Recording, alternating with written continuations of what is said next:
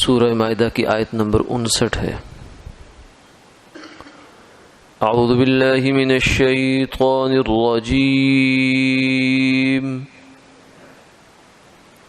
بسم اللہ الرحمن الرحیم۔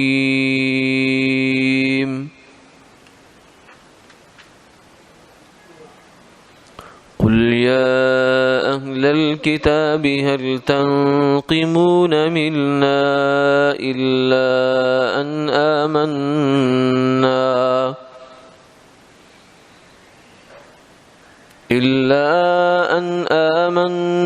بالله وما انزل إلينا وما انزل من قبل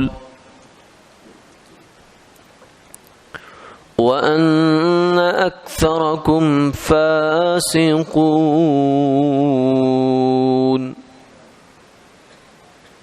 قل هل أنبئكم بشر من ذلك مثوبة عند الله من لعنه الله وغضب عليه وجعل منهم القردة والخنازير وعبد الطاغوت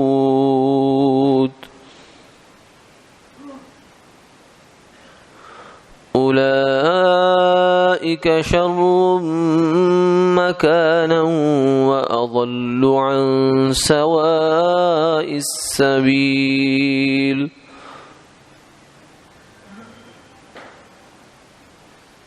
صدق اللہ العظیم۔ آپ فرما دیجئے، اے کتاب والو، کیا تم ہمارے سے اسی بات کا بدلہ لیتے ہو کہ ہم اللہ پر اور جو کچھ اللہ کی جانب سے ہمارے اوپر نازل کیا گیا اس پر اور جو اس سے پہلے نازل ہوا اس سب پر ہم ایمان لے آئے؟ اور تم میں سے اکثر لوگ نافرمان ہیں۔ آپ یہ بھی فرما دیجئے کہ کیا میں تمہیں بتلاؤں نہ اس سے بری جزا اللہ کے ہاں کس کی ہے، جس کو اللہ نے لعنت کی ہے اور اس پر غضب نازل فرمایا ہے، اور ان میں سے بعض کو بندر بنا دیا اور بعض کو سور بنا دیا، اور جنہوں نے شیطان کی پوجا کی، وہی لوگ بدتر ہیں اپنے درجہ کے اعتبار سے اور سیدھی راہ سے بہت زیادہ بہکے ہوئے ہیں۔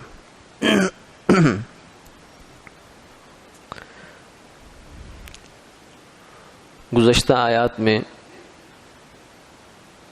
اس بات کا تذکرہ ہوا تھا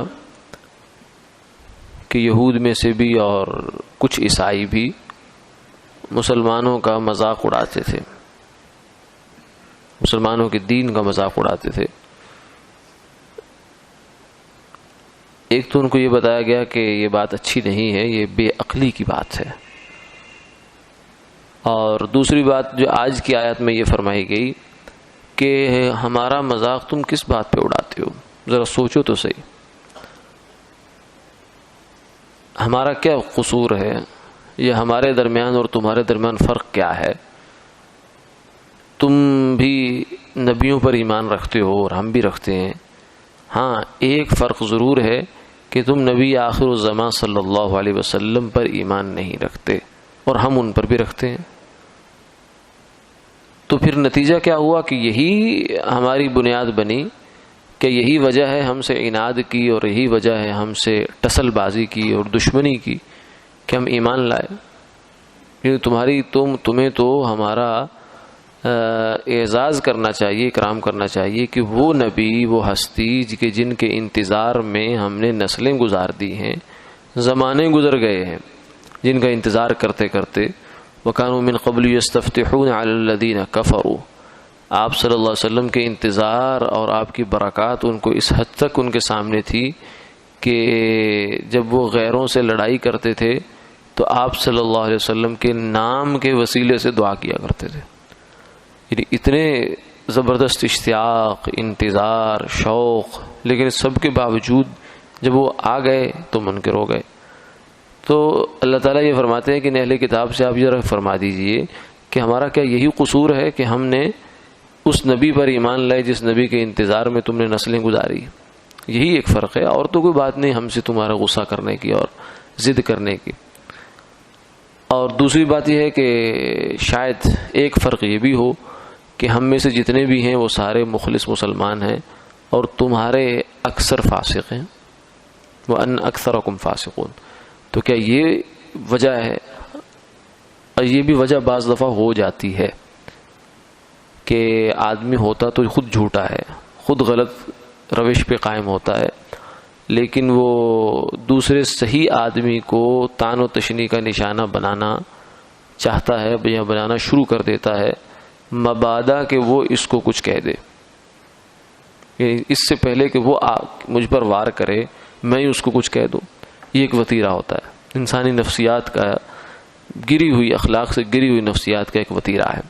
اس کے اوپر ایک قصہ مشہور ہے، واقعہ ہے، حکایت سمجھانے کے لیے تمثیلی، کہ ایک بادشاہ نے کسی شہر میں یہ قانون رکھا تھا کہ فلاں جرم جو آدمی کرے گا اس کی ناک کاٹ کر اس کو جنگل میں بھیج دیا جائے گا۔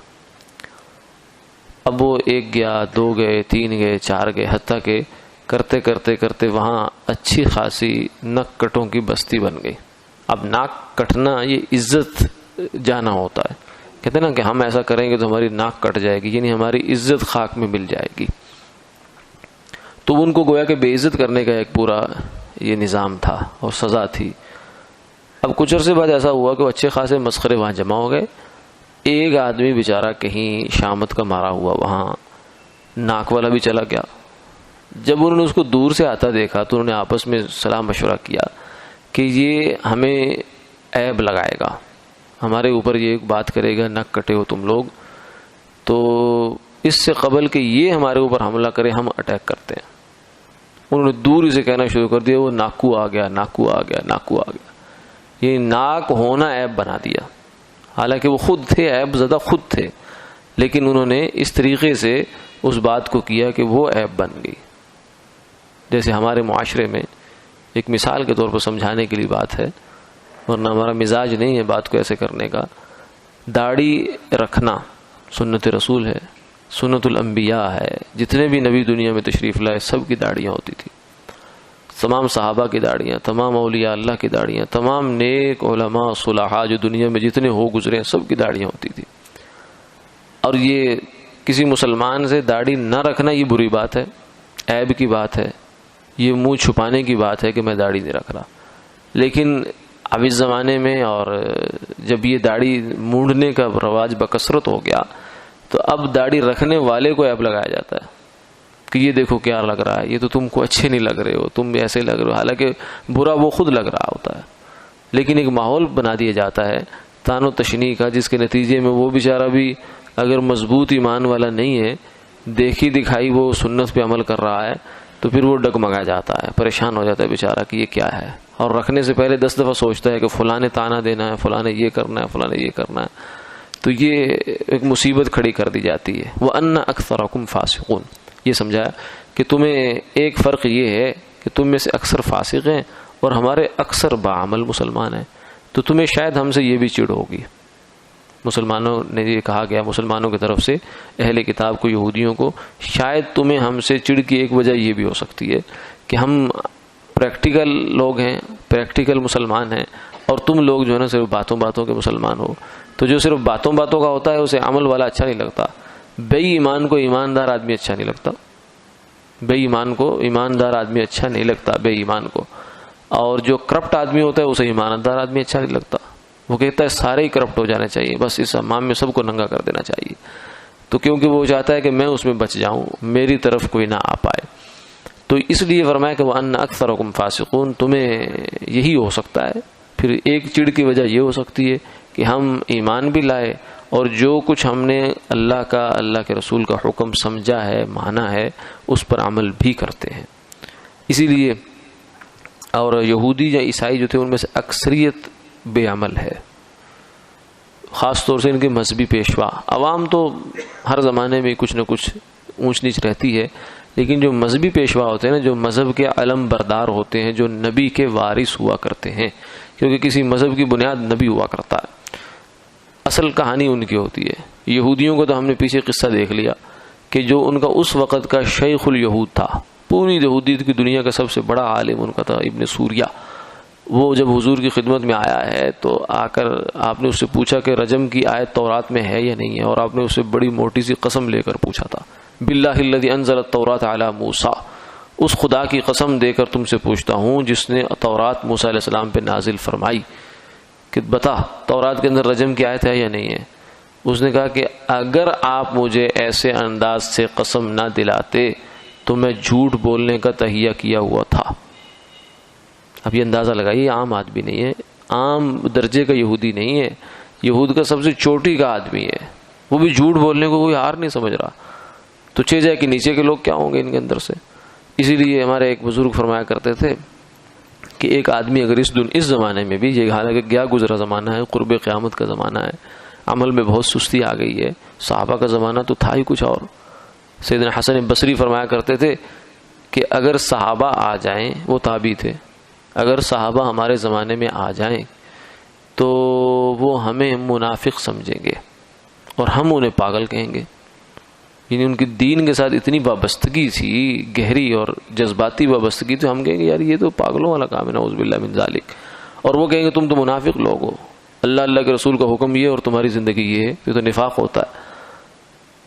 تو وہ زمانہ تو خیر زمانہ ہی کچھ اور تھا، اب بھی فرمانے لگے کہ بہت زمانہ آگے جا چکا ہے، لیکن آج بھی اگر کوئی بندہ خالی اس ذہن ہے، بالکل نیوٹرل ہے، اور وہ ہدایت کا طالب ہے کہ سچا مذہب اس وقت دنیا میں کون سا ہے، تو اسے چاہیے کہ وہ ہر مذہب کی جو چوٹی کے کریم ہے نا، پیشوا، جو ان کے مین سٹریم کے لوگ ہیں اور چوٹی کے لوگ ہیں، پیک کے لوگ ہیں، ان کی زندگیوں کا قریب سے مشاہدہ کر لے، بس پریکٹیکل لائف کا، ان سے لیکچر نہ سنے، ان کی کتابیں نہ پڑھے، ان کی عملی زندگی کو قریب سے جا کر دیکھ لے بس، کیونکہ کتاب میں اور ممبر پر بیٹھ کر تو آدمی بہت اچھی اچھی باتیں کرتا ہے، اصل تو کہانی عمل سے بنتی ہے، زندگی عمل سے بنتی ہے، جنت بھی جہنم بھی۔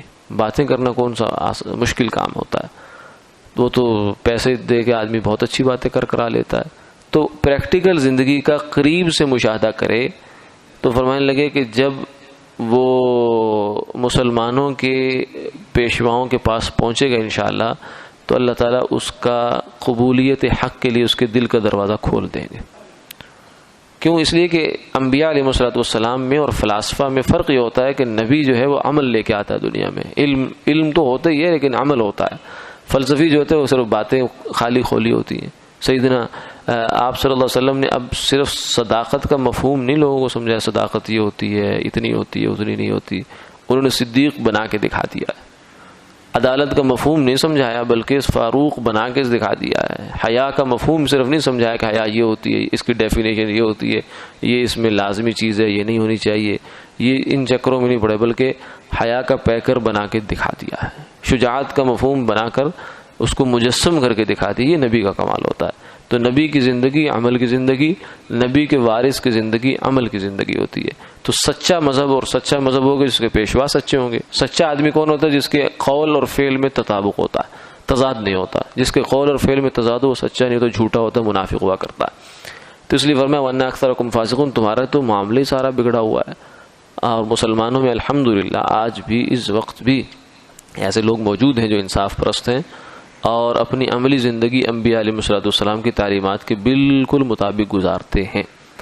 آگے فرمایا کہ تمہیں اگر ٹھٹھا کرنا ہی ہے، مذاق کرنا ہی ہے، تو پھر تم میں قوم بتاتا ہوں، هل انبئکم بشر من ذلک مثوبۃ عند اللہ، اللہ کے نزدیک جن کا بہت برا مقام تھا، بہت برے گرے ہوئے لوگ تھے اللہ کی نظر سے، وہ بتاتے ہیں وہ کون تھے؟ من لعنہ اللہ نے جن پر لعنت کی، وغضب علیہ اپنا غضب نازل کیا، وجعل منهم القردۃ والخنازیر اور اللہ نے ان میں سے کون بنائے؟ بندر اور خنزیر بنائے۔ تو ٹھٹا کے لائق تو یہ قوم ہے، مذاق کے لائق تو یہ قوم ہے کہ اللہ کی نافرمان ہے یہ، اور بجائے اس کے کہ تم اس کو اوپر کرو۔ اور وہ کون تھے؟ وہ یہودی تھے۔ یہودی خود مانتے تھے کہ ہمارے بڑوں کے ساتھ یہ ہوا ہے، ان میں سے بندر بھی بنے ہیں، ان میں سے خنزیر بھی بنے ہیں۔ تو قوم تو یہ ہے مذاق کے لائق، اگر کرنا ہے کسی نے، اول تو مذاق کرنا اس طرح کا چاہیے نہیں، لا یسخر قوم من قوم، پھر اگر کرنا بھی ہے تو وہ یہ ہے۔ اور اس کے بعد آگے فرمایا وعبد الطاغوت، جو بندہ شیطان کا پجاری ہے، نفس کا پجاری ہے. شیطان کیا ہے؟ نفس. کیونکہ ہمیں شیطان گمراہ کرتا ہے. شیطان کو کس نے گمراہ کیا؟ اس کے نفس نے گمراہ کیا. انا خیر، میں اچھا ہوں. اس کو انا مار گئی ہے کہ میں جو انسان کے اندر آتی ہے نا، یہ اس کو تباہ کر دیتی، دنیا بھی خراب کرتی ہے اس کی اور آخرت بھی خراب کرتی ہے. تو جو بندہ شیطان کا پجاری ہے، فرمایا یہ ہے برا آدمی، اس کے ساتھ کرنا ہے تو کرو جو کرنا ہے. اولئک شر مکانا واضل عن سواء السبیل، یہ لوگ اللہ کے ہاں بہت برے ہیں، بدتر لوگ ہیں. ایسے لوگ ہیں کہ اللہ کی نظر رحمت سے گرے ہوئے لوگ ہیں. واضل عن سواء السبیل، اور سیدھے راستے سے بہت دور نکل گئے، بہت دور نکل گئے. سیدھا راستہ تھوڑا سا بھی آدمی چھوڑ دے تو بھی بڑی خطرے کی بات ہوتی ہے، کیونکہ جب دو ٹرینیں آپس میں پٹڑیوں سے جدا ہوتی ہیں، کراس ہوتا ہے، تو کتنا فاصلہ ہوتا ہے. شروع میں تو بہت معمولی سا فاصلہ ہوتا ہے، لیکن رفتہ رفتہ رفتہ رفتہ وہ فاصلہ مشرق اور مغرب کا ہو جاتا ہے. تو سیدھے راستے سے ایک سوئی کے برابر بھی اگر انسان کا انحراف ہو جائے تو آدمی گمراہ ہو جاتا ہے. اس لیے فرمایا کہ پل صراط جو ہے نا، یہ شریعت ہے، یہ سیدھا راستہ ہے. صراط مستقیم ہی پل صراط ہے. اس کو بال سے باریک اور تلوار سے تیز اسی لیے کہا ہے کہ بال برابر بھی اگر آدمی تھوڑا سا ڈی ٹریک ہو جائے تو وہ رفتہ رفتہ رفتہ رفتہ رفتہ بہت دور نکل جاتا ہے. اتنی باریکی ہے اس کے اندر، یعنی اس معنی میں کہ نازک راستہ ہے. وَأَضَلُّ عَنْ سَوَاءِ السَّبِيلِ، اور وہ آدمی سیدھے راستے سے بہت گمراہ ہو کر دور نکل چکا.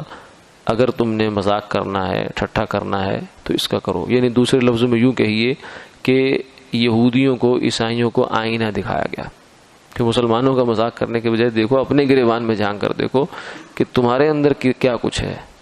جب تمہارے جو ہے اپنے اندر اتنے عیوب ہیں، اتنے مسائل ہیں، تو پہلے اپنی گھر کی فکر کرو، پھر دوسروں کی آ کر اصلاح کی جو ہے وہ ذمہ داری نبھا لینا. وآخر دعوانا الحمدللہ.